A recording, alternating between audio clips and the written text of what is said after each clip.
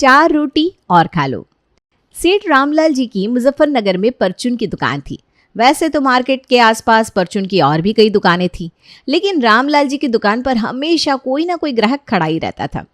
रामलाल जी की दुकान पर इतने सारे ग्राहक आने का एक बहुत ही बड़ा राज था। वो ये कि उन्होंने अपनी दुकान पर बड़े बड़े अक्षरों में लिखवा रखा था, एक बार सेवा का मौका अवश्य दे। और ये सिर्फ लिखने वाली बात नहीं थी, उनकी दुकानों पर आने वाले ग्राहकों को वो चाय पानी पिलाए बिना जाने नहीं देते थे। बस इसलिए उनकी दुकान पर ग्राहकों का तांता लगा रहता था। धीरे धीरे समय बीता और रामलाल जी अपनी दुकान से रिटायर होकर घर बैठ गए। अब दुकान उनके दोनों बेटे मिलकर चलाने लगे। लेकिन ऐसा नहीं था कि रामलाल जी की दुकान छोड़कर घर में बैठ जाने से घर की औरतों की मुसीबत कुछ कम हुई हो।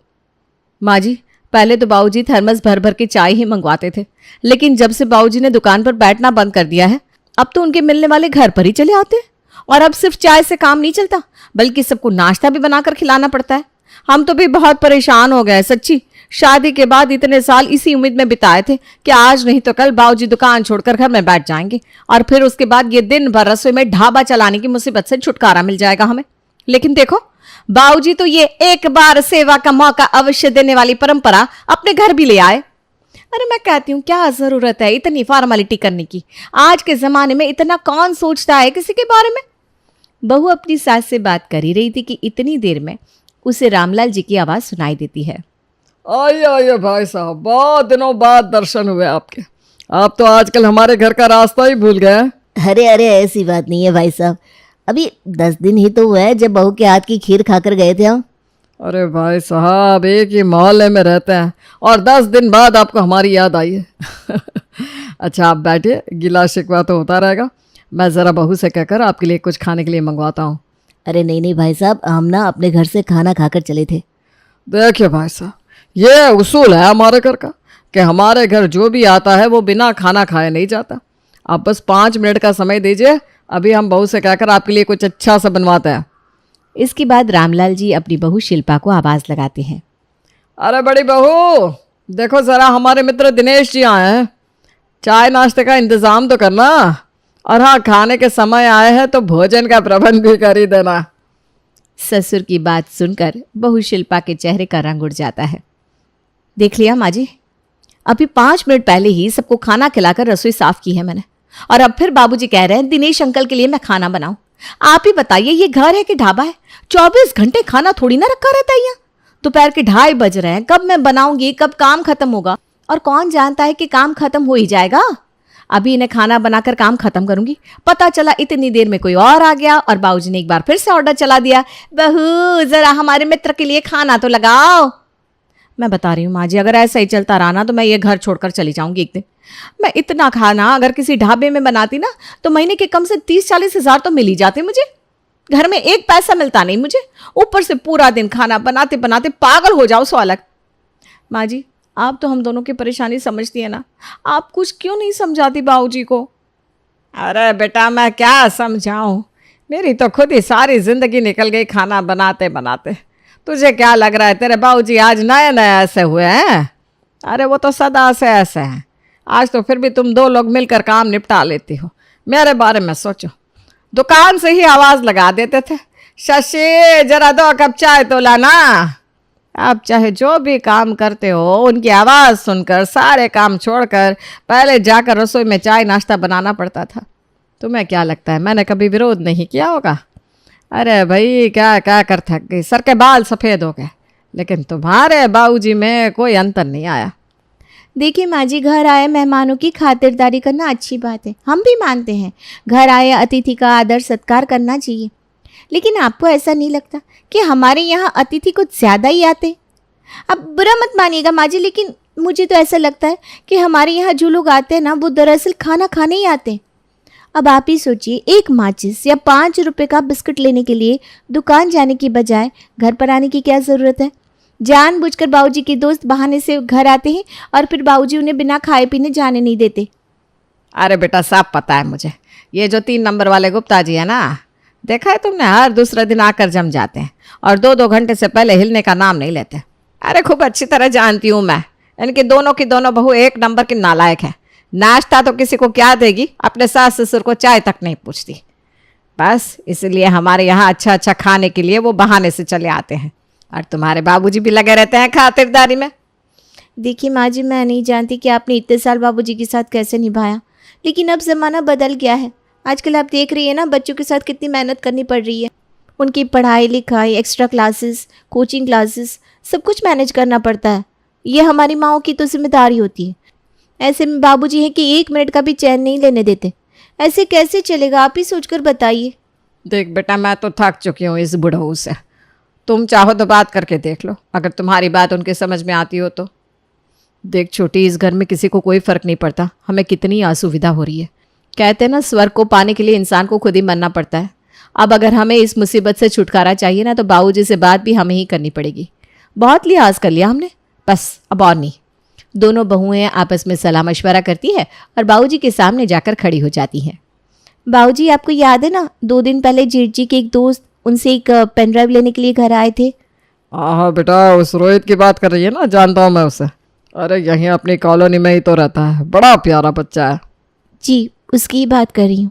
आप ही बताइए, रात के 8:30 बजे आए थे वो, और वैसे भी जेठ जी से सिर्फ एक पेन ड्राइव चाहिए थी उन्हें। 2 मिनट का भी काम नहीं था, लेकिन आपने उन्हें जबरन घर में बुलाया, पहले चाय नाश्ता कराया, फिर उसके बाद मेहमानों के सामने बहू ज़रा खाना भी ले आ कह दिया।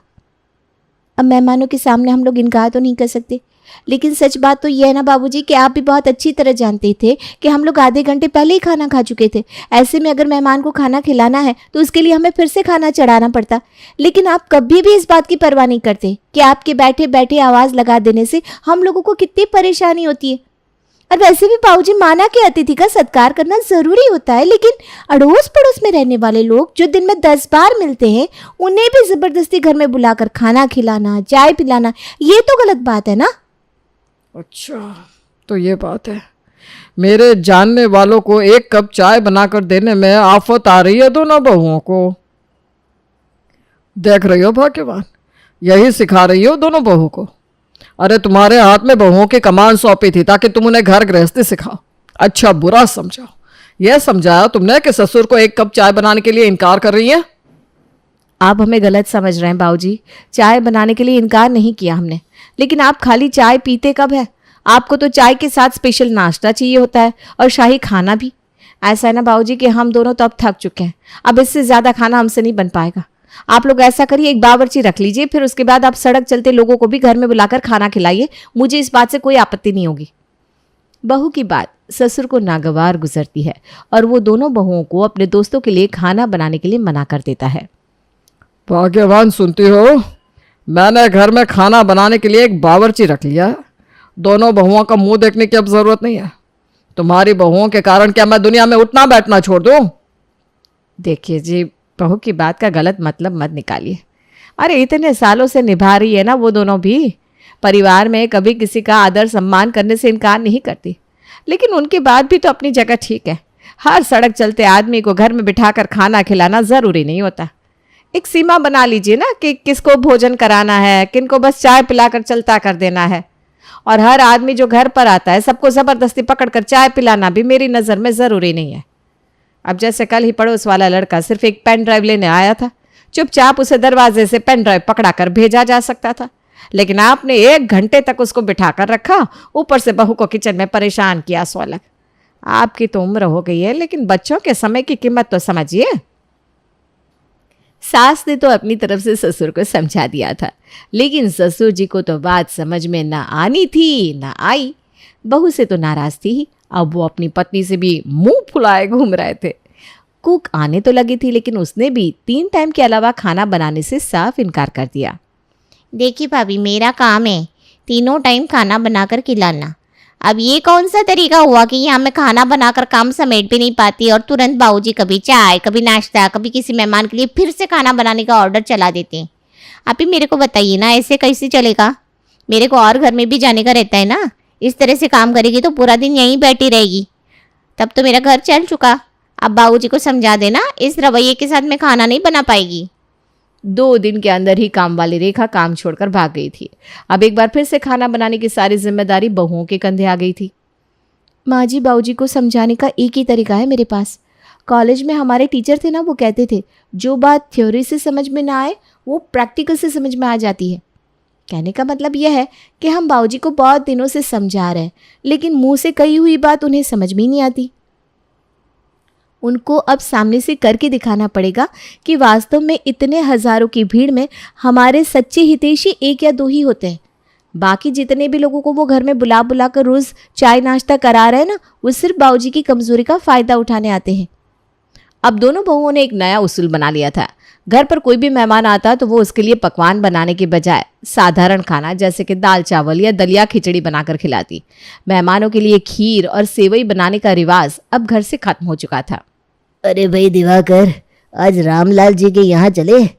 कई दिनों से कुछ अच्छा नहीं खाया। अरे अच्छा खाना है तो कहीं ढाबे पर चलते हैं।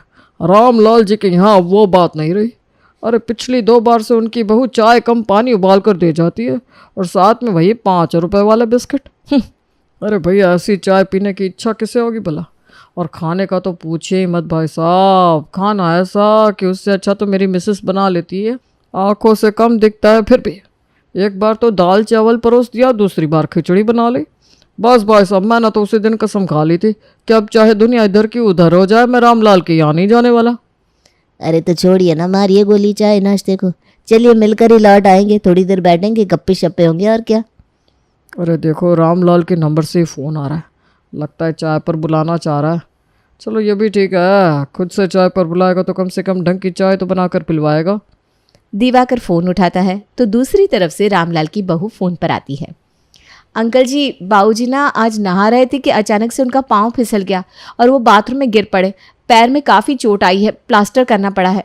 बाबूजी कह रहे थे कि उनके दोस्तों को मैं सूचित कर दूं, इसलिए आपको फ़ोन किया। बाकी मित्रों को भी आप बता दीजिएगा। अब हाँ हाँ, क्यों नहीं बेटा, मैं सबको बता दूंगा। तुम ध्यान रखना अपने बाबूजी का। अरे भाई क्या हुआ? रामलाल का फ़ोन था क्या? अरे रामलाल की बड़ी बहू का फ़ोन था। कह रही थी बाबूजी गिर गए हैं, चोट लग गई उनको। तो फिर क्या कहते हो, चले मिलकर आए रामलाल से? अरे भाई, मैं नहीं जाने वाला। अरे फ़ोन पर हाल चाल ले लेंगे, कोई ज़रूरी थोड़ी ना है कि वहाँ जाकर भीड़ जमा की जाए। वैसे भी उनकी बहू के बारे में तो मैं पहले ही बता चुका हूँ। मेरी कोई इच्छा नहीं है वो पानी कम चाय पीने की। हाँ भाई, बात तो तुम्हारी सही है। रामलाल जी के यहाँ जाएंगे तो बढ़िया चाय नाश्ता तो मिलेगा नहीं, और चाय में स्वाद ना हो तो बातों में भी मन नहीं लगता। ठीक ही कह रहे हैं आप। ऐसा करते हैं, हम लोग नुक्कड़ वाली चाय की टपरी पर चलते हैं। लेकिन रामलाल जी का पैर टूट गया है ना। अरे तो वहीं बैठकर फ़ोन मिला लेंगे, उनसे बातें भी हो जाएगी। चलो तो सही। सभी दोस्त मिलकर नुक्कड़ की चाय की दुकान की टपरी पर जाकर बैठ जाते हैं और चाय का आनंद लेते हैं, क्योंकि पिछले कुछ महीनों से दोनों बहू ने मेहमानों की खातिरदारी करने में थोड़ा हाथ खींच लिया था। इसलिए अब मेहमान उनके यहाँ आने में कतराने लगे थे। रामलाल जी के दोस्तों और रिश्तेदारों ने भी घर जाकर उनका हालचाल लेने की ज़रूरत नहीं समझी। यहाँ तक कि पड़ोसी भी एक भी बार उनसे मिलने नहीं आए। 1 सप्ताह के बाद, बाबूजी देख लिया आपने, पिछले 1 सप्ताह में आपका एक भी दोस्त रिश्तेदार मिलने वाला आपके पास नहीं आया। आपने सोचा नहीं कि ऐसा आखिर हुआ कैसे? सोच तो मैं भी यही रहा हूँ बहू, कि आखिर अचानक से सबको हो क्या गया। पहले तो दिन में 2-2 लोग मिलने चले आते थे, और अब हफ्ता भर हो गया कोई झांकने तक नहीं आया। देखिए जी, माफ़ कीजिएगा, लेकिन 1 हफ्ते पहले ना हमने आपके सभी दोस्तों, रिश्तेदारों और जानने वालों को फ़ोन करके ये खबर पहुंचाई थी कि आप फिसल कर गिर गए हैं और उसके कारण पैर टूट गया है। हमें तो यही उम्मीद थी कि जैसे ही आपके जानने वालों को ये खबर मिलेगी कि आपके पैर में चोट आई है, लोग आपसे मिलने के लिए टूट पड़ेंगे। लेकिन देख लीजिए, कोई एक भी आपका जानने वाला आपसे मिलने नहीं आया। जानते हैं ये सब क्यों हुआ? क्योंकि आपकी चोट का बहाना बनाने से 2 महीने पहले से ही दोनों बहुओं ने सारी तैयारियां शुरू कर दी थी। पिछले 2 महीने से जानबूझकर जब भी कोई मेहमान आता तो बहुएं उनके लिए पानी वाली चाय बनाती और नाश्ते के नाम पर उनके सामने सस्ती और बेकार चीज़ें ले जाकर रख देती। जानबूझकर मैंने ही उनसे कहा था कि किसी के लिए भी कुछ भी स्पेशल बनाने की ज़रूरत ना है, सबको सादा खाना खिलाओ। मैं भी देखना चाहती थी कि आखिर ये लोग जो आपसे मिलने आते हैं वो वाकई आपसे मिलना चाहते हैं या हमारे घर के खाने को खाकर दावत उड़ाने आते हैं। और देखिए, बहू की बात एकदम सच निकली। आपकी बहन और इक्का दुक्का जानने वालों के अलावा और कोई भी हमारे दरवाजे पर आकर नहीं पटका, क्योंकि उन लोगों को आपके पैर टूटने से या जीने मरने से कोई फ़र्क नहीं पड़ता। जब तक यहाँ पर स्वादिष्ट खाना मिल रहा था वो खाने के लिए चले आते थे। जैसे ही खाना मिलना बंद हुआ, आपकी फिक्र होने भी उन्हें बंद हो गई। अब तो आपको समझ में आ गया कि अभी भी नहीं? अब तो मुझे सब समझ में आ गया है भाग्यवान। तुम लोग ठीक ही कहती थी। जिन बाहर वालों के लिए मैंने सारा जीवन अपने परिवार की शांति भंग की, तुम्हें परेशान किया, ना दिन देखा ना रात, खुले दिल से सबका स्वागत किया। आज वही रिश्तेदार तबीयत खराब होने पर मुझसे मिलने तक नहीं आए। तुम तीनों ने मिलकर मेरी आंखें खोल दी है। तुम ठीक ही कहती थी। इंसान को एक बाउंड्री सेट करनी ही चाहिए कि आखिर किसको सर पर बिठाना है और किसको दूर से ही नमस्ते करनी है। हालांकि रामलाल जी ने वादा तो किया था कि अब वो किसी को भी यूं ही घर में खाना खिलाने के लिए लेकर नहीं आएंगे, लेकिन फिर भी कहते हैं ना, पुरानी आदत इतनी आसानी से छुटा नहीं करती। कौन जानता है कल को फिर वो किसी सड़क चलते आदमी को पकड़ लाए और फिर बहू को उसकी खातिरदारी करनी पड़ जाए।